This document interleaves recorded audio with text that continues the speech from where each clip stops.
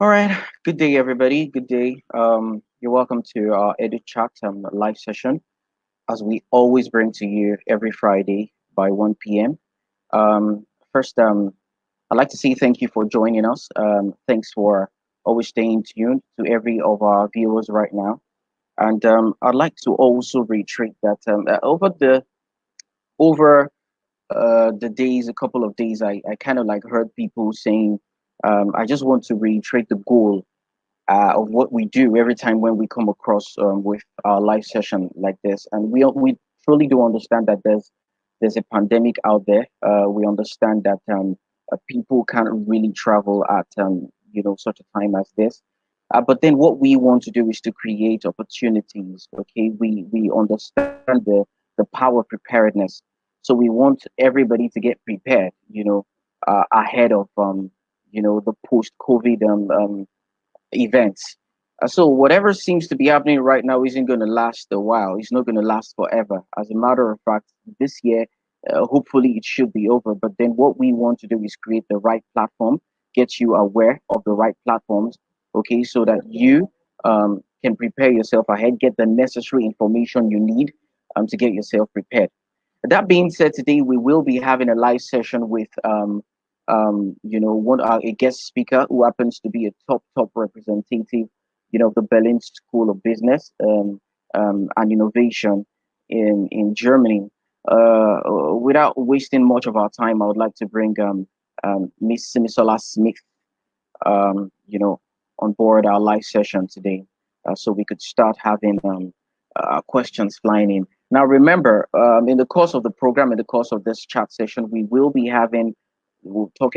touching various topics, about you getting scholarships, about you various programs, postgraduate programs, you know, um, whatever program we will be bringing across to you right now. If you have any question, feel free to drop your questions in the comment section and we will treat them.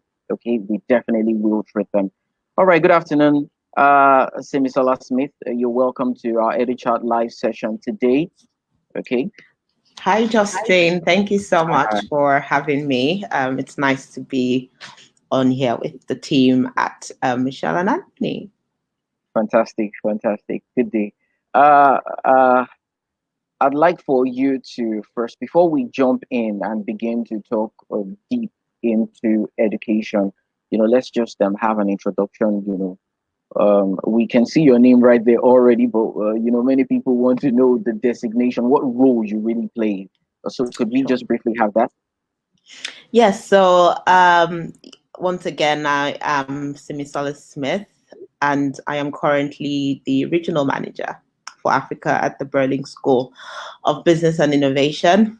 And one of the main things I am tasked with is to support the likes of yourselves, so our partners across Africa, who in turn support our prospective students who are seeking admission to the Berlin School of Business.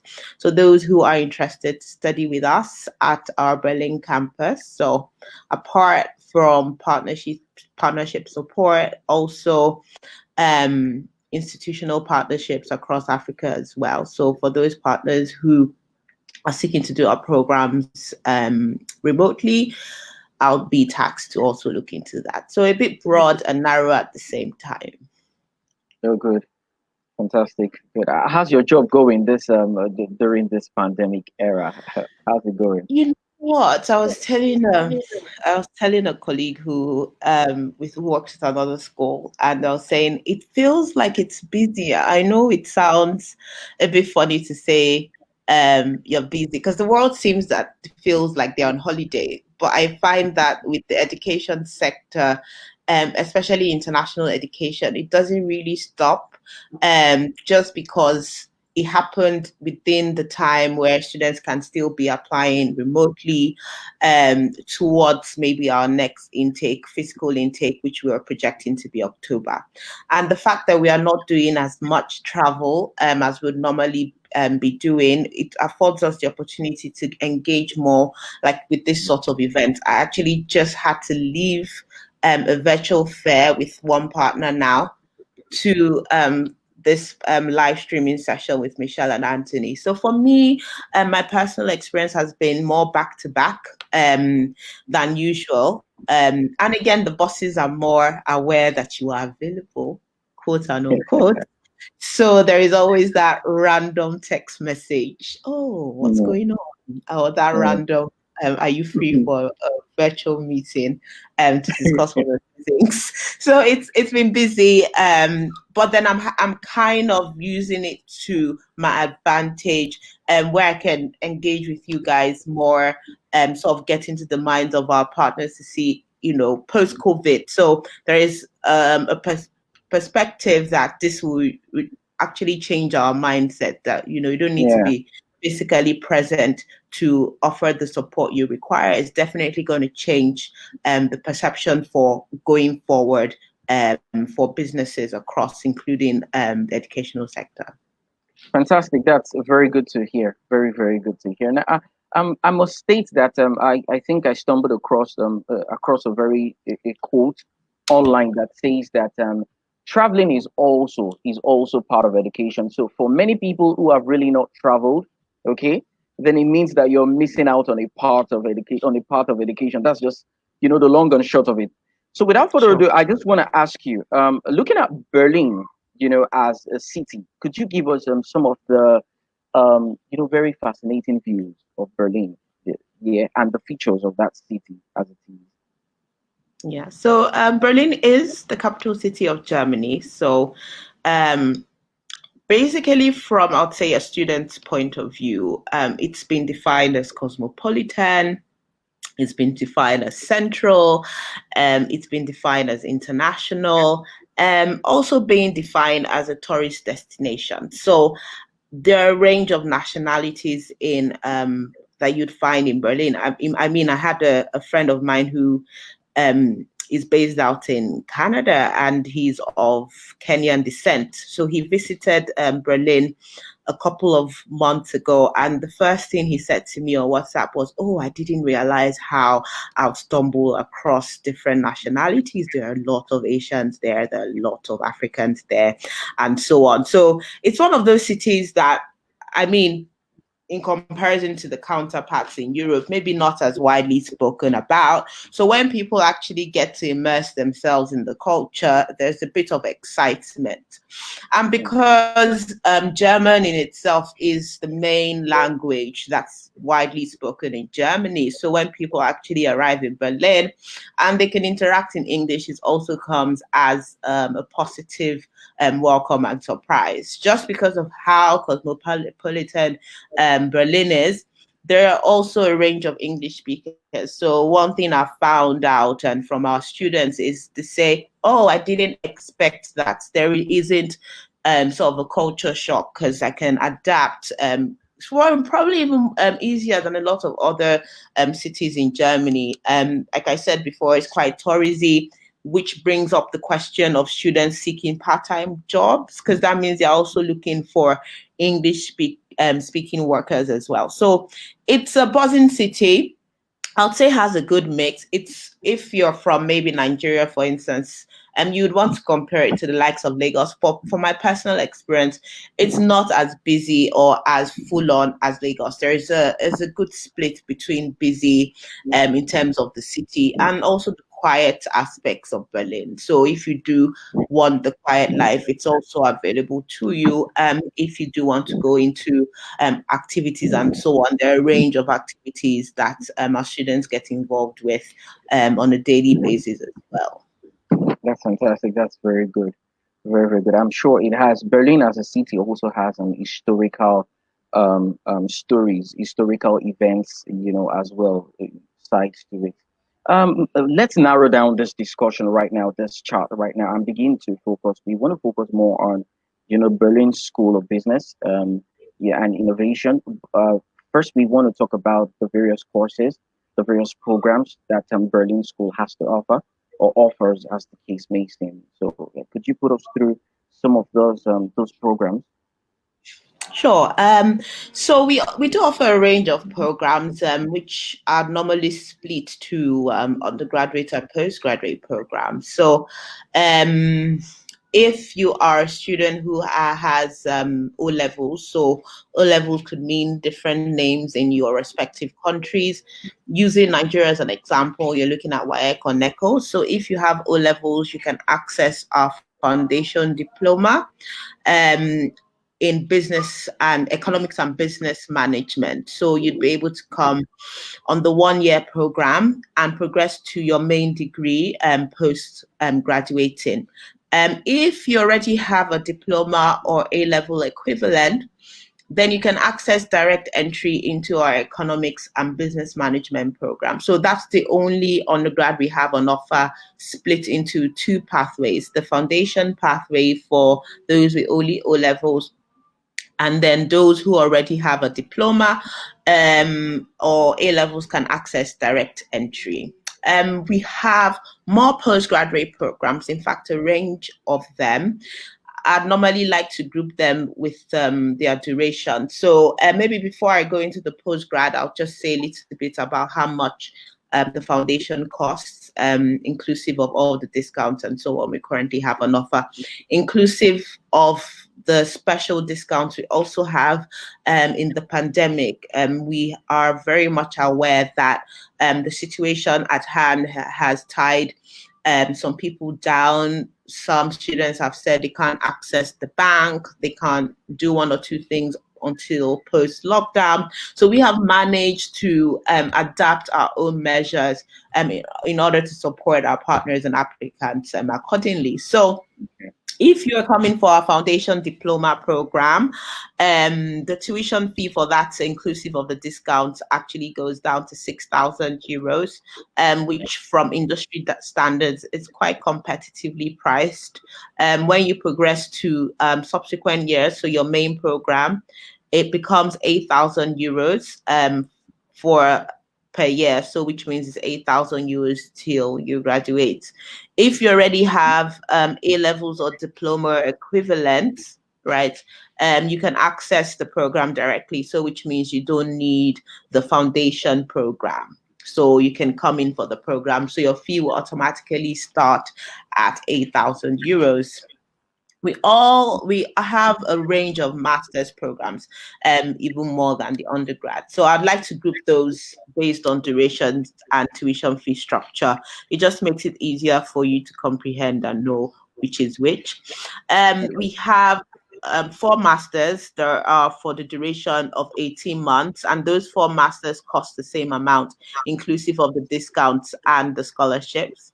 So the 4 masters are for 18 months, which cost 10,300 euros. That's inclusive of the discount. It costs 10,300 euros. Then a further discount for this season. So of the students who are thinking of the October intake, Yeah. they would be set out for an additional 1,300 euro discount, which will make the 18-month masters become 9,000 euros for the entire 18 months for students who are looking at our October intake. So the 4 masters are the strategic marketing, the finance and investment, the international tourism and hospitality management program, and also the international health management program. Those are the 4 masters for that 18 months for 10,003, with the possibility of 1,300 euros again, who are thinking of the October 2020 intake. We have a partnership that we are very excited about. So we currently have a partnership with Concordia University in Chicago, so to deliver US programs on our Berlin campus. I feel that's very strategic for BSBI and CUC Concordia, and for students who, through one reason or the other, could not maybe travel to the US for their US programs, can now access a US program on Berlin soil. The 2 masters we have currently running in collaboration with CUC is the MBA and the masters in entrepreneurship and innovation. So those are 100% style US programs, which means duration, curriculum, everything. They are all from CUC. So they are 2-year programs. The MBA with CUC, inclusive of the discounts and scholarships, goes down to 14,000 euros. Okay. And with the the other one actually goes down to 11,500 euros for the entire 2 years. And we also have a general MBA program, and we have an MBA in shipping and maritime management. Those two masters are for 18 months, and the fee inclusive of discounts is 11,750 euros for the entire 18 months. And the final program that we have is called the DBA, which is the Doctorate in Business Administration. So that program is for 4 years, and the student can access a master's after the second year. So they will be eligible to have to graduate with an MSc in management research. Then once they progress to the final year, they can then graduate with their main degree program, which is a doctorate program. All right. All right. Very good. I'm sure that the viewers at home have really, really been able to listen to all of the things that you said. And if you're a viewer, if you're watching this live session right now, and you seem to have, you probably want us to recap on anything that we have said. There's a link that is being dropped on the comment section. At the comment section, please ensure to fill in your details, and we definitely will get across to you to provide more information as to the things that you heard and the things that you probably did not catch or grab. Okay. Now, this is one question I want to ask. Considering the fact that the Berlin School of Business and Innovation is in Berlin, what is going to happen with, will there be a barrier in language? So the question people would like to know is, will they be taught in English language? How will they be able to access the lessons that are being taught?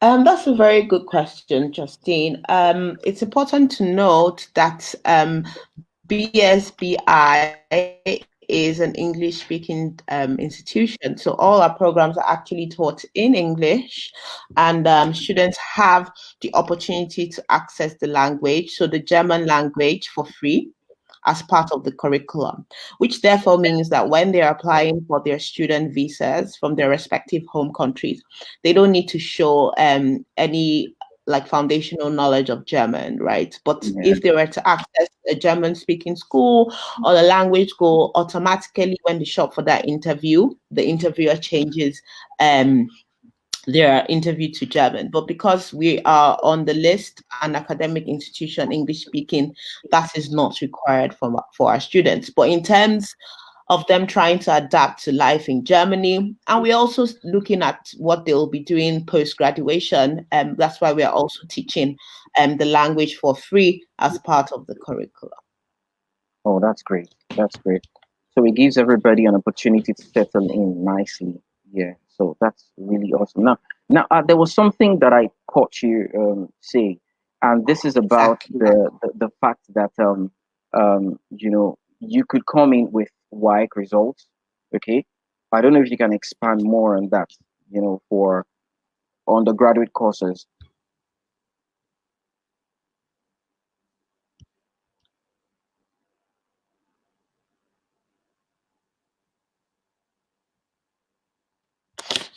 Did you catch that? No, I didn't actually, Justin.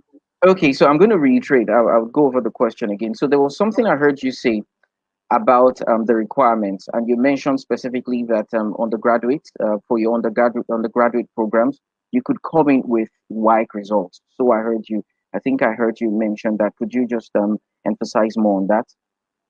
Okay, so for the undergraduate programs, which we currently run in economics and business management, we have a foundation diploma for students who just have WAEC or equivalent. So before, in the past, the program just used to run for 3 years, so you couldn't access the program unless you had already done a diploma, which could be an OND, a national diploma, A-levels, foundation, or equivalent. But we realized that some students wanted to access the course right from secondary school. So that's why we have the foundation program to bridge. It's like a bridging program. So it's a sort of bridge the gap from your high school results into our program. Well, it's important to note at this point that you cannot access the foundation program until you're 17. So the minimum age is actually 17.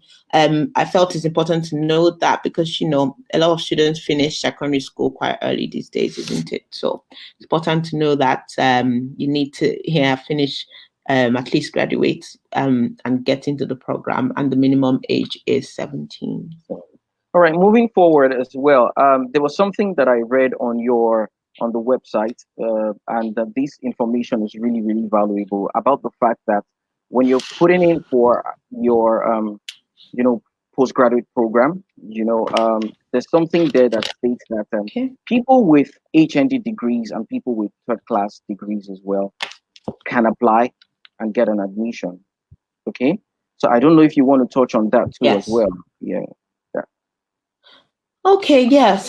So we actually accept third classes on a case-to-case basis. So if you have a third class, you'd be eligible for consideration. But please note that that's only for students who are accessing the non-CUC programs. The CUC program has a more stringent entry requirement.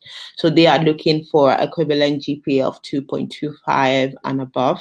But the other programs, the other master's programs, so the health management, marketing, the other MBA that's not in collaboration with CUC, tourism and hospitality, finance and investment, those masters have can be accessible by third class holders on a case-to-case basis, of course.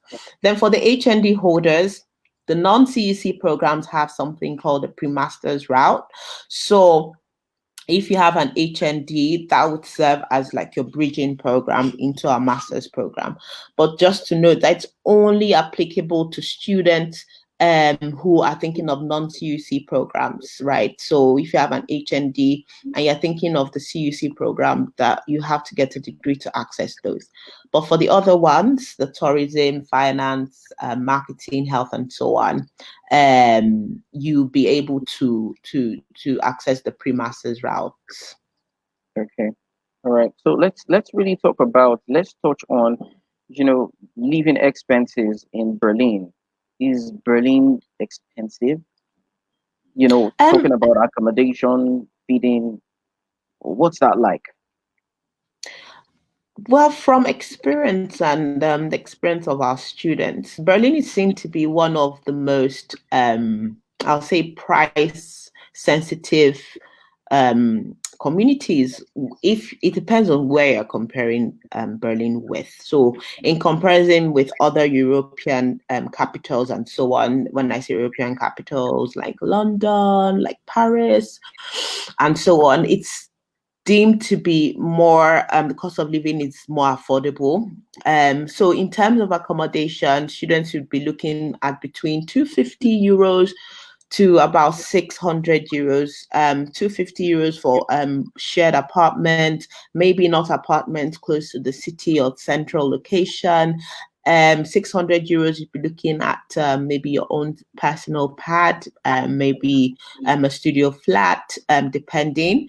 Of course, they could go higher even depending on location and so on, but then that's the average amount that students look at. Then maybe the main average, you're looking at 400 euros for that good mix of Okay. maybe distance and so on. Okay. Okay.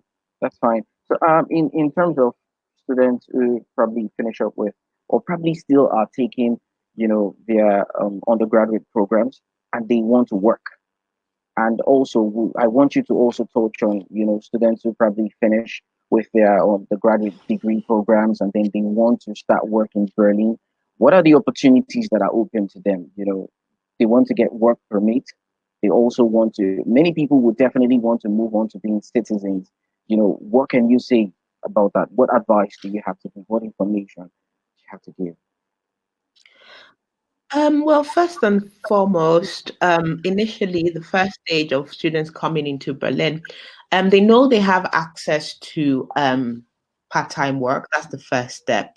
So they're entitled to 20 hours of work a week during term time, and during holidays, they can work as much as possible. Minimum wage, you are looking at about €9 per hour. Of course, students can earn more than that, but that's just the average minimum wage for part-time work.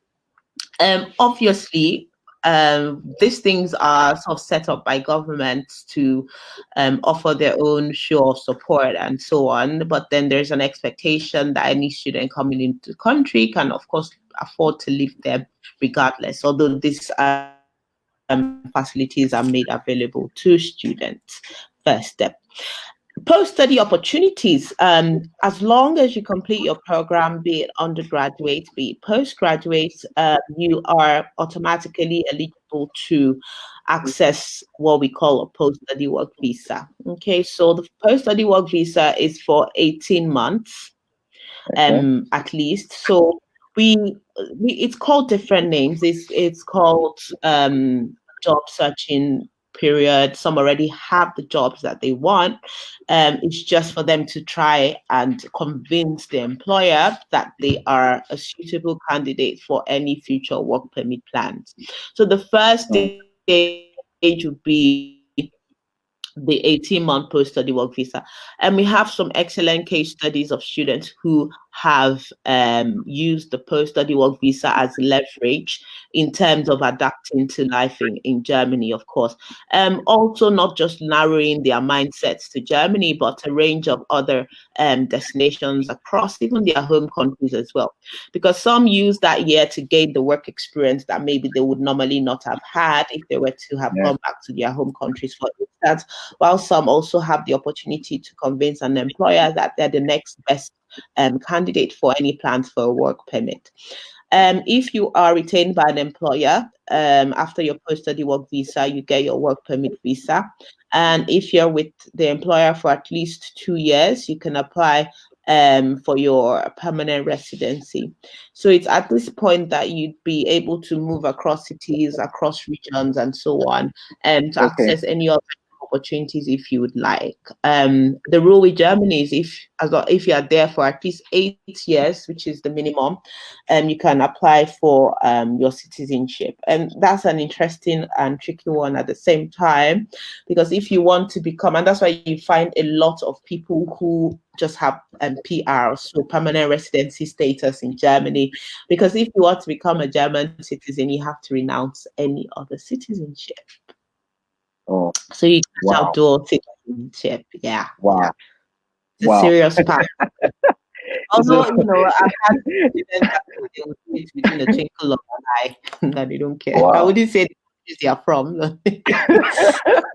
I was Yeah, I yeah. was trying to say, would I care as well? But then you have to Well, think it's twice quite on an that. emotional journey, because let's be honest, if you are renouncing any citizenship, mm, you should know that anytime you are returning to your particular or former home country, you would You're a not be eligible, stranger.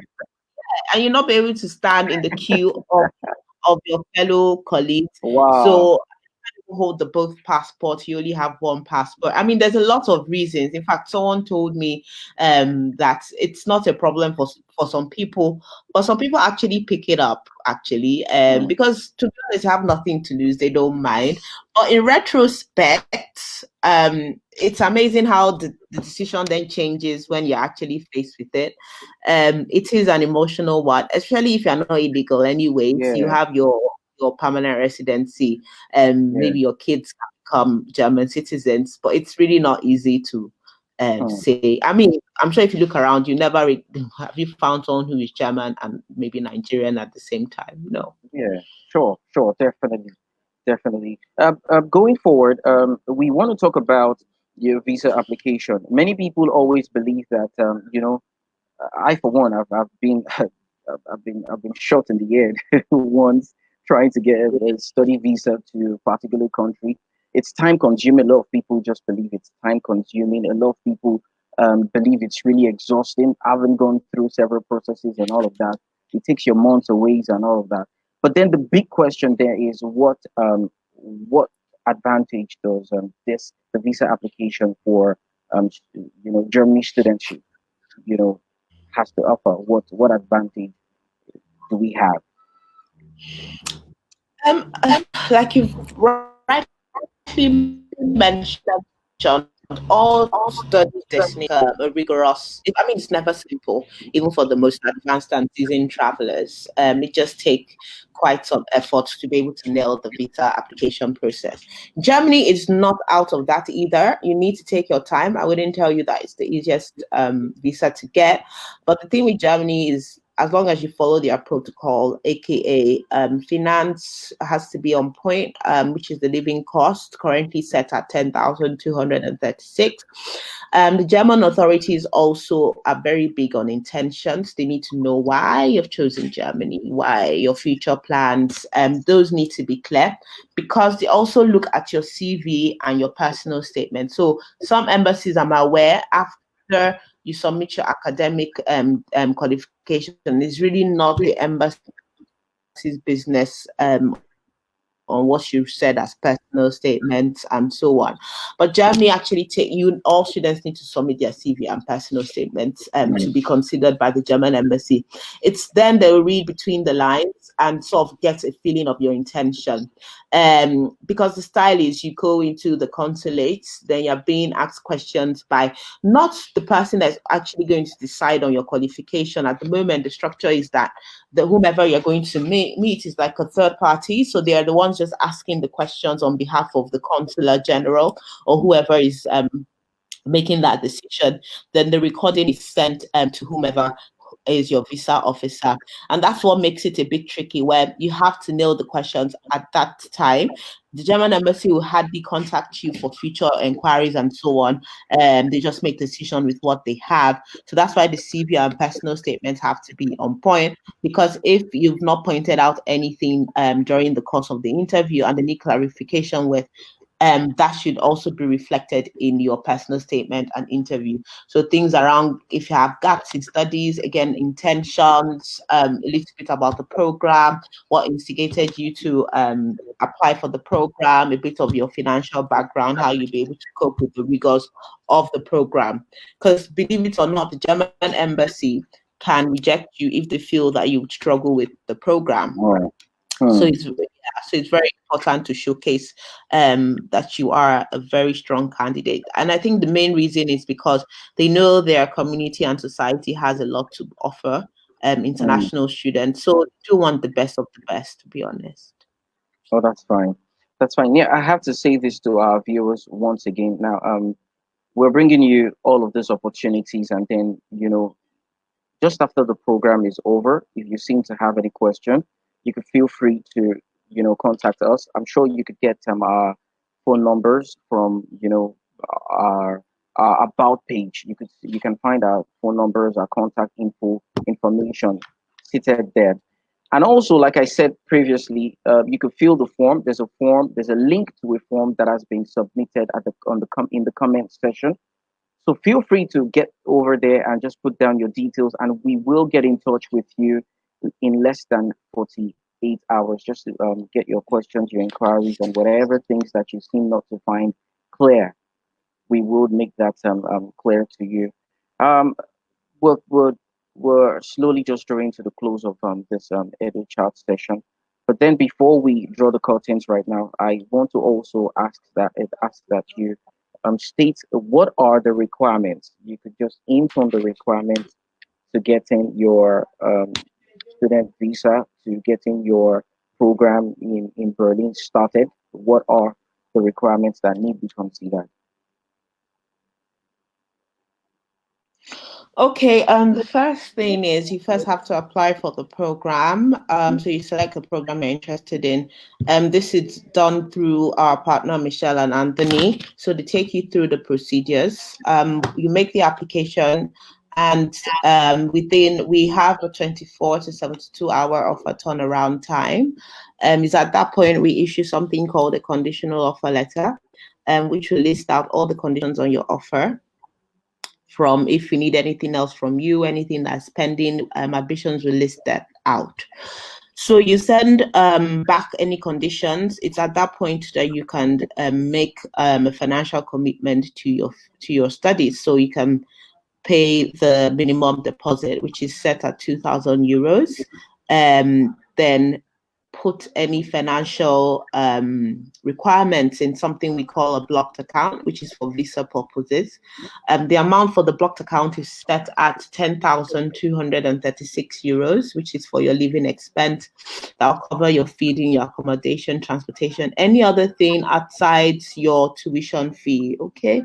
Then you can apply for your student visa, go with the required documentation. We would ask something called a letter of enrollment, which you would use to go to the embassy. Then also you carry your statement of account, which is a blocked account, and any other documentation, like I mentioned earlier, your CV, your personal statements, your academic transcripts, and every other thing.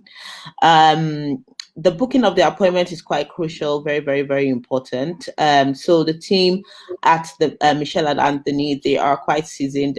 They have a couple of students already, BSBI. So they already have strong experience with the visa processing of Germany. So it's very important that you access their services, so you don't sort of get shot in the foot. Very, very important. So to save you some hassle, and if you're uncertain and unclear, the team can also help you with that.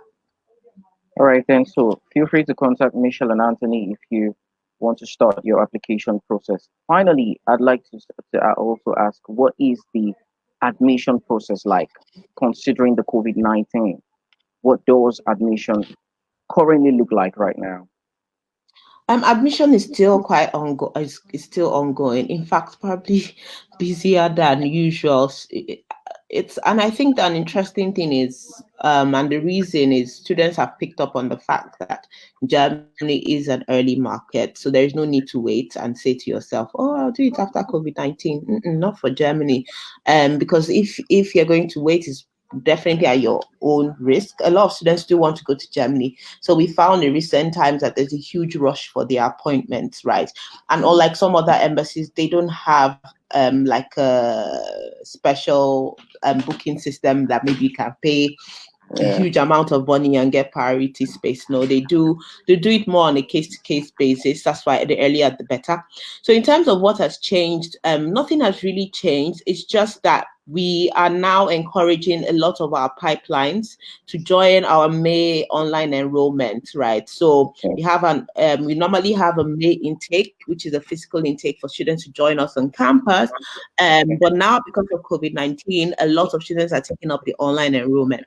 And not just because they want to join the program online. The expectation is they would eventually come on campus and continue with their programs. But we find that in case, by peradventure, there will be a delay in the appointment booking system, it's important for our students not to be idle during this time, right? It's important that they can show sufficient, even academic progress. Because if the college is going to try and support applicants towards that, we need to show some dedication and commitment. So a lot of students are taking up our online enrollment offer. With that offer comes even additional discount. So students can gain at least between 500, another 500 to €1,300 worth of additional discount if they enroll online. Please note that it's a temporary scheme.